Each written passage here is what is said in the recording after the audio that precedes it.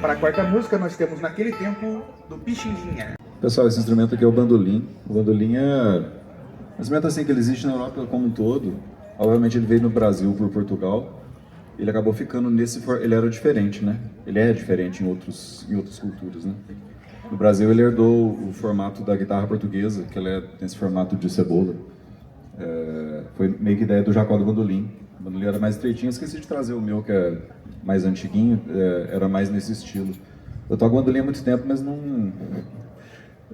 Tô me aventurando, porque não é meu instrumento principal, não. Mas acho que fica divertido para fazer com os meninos e...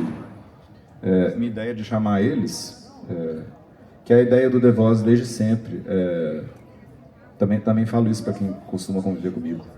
Eu acho que a universidade é o lugar da gente experimentar coisas, tipo, é o melhor lugar pra gente experimentar. Nunca toquei em roda de choro, oficialmente não sou bandolinista, e chamei, vão ser 3 no total, né? O Matheus tá ali na nossa fila de espera aí, que vão me ajudar a tocar, a não segurar sozinho essa barra de tocar choro.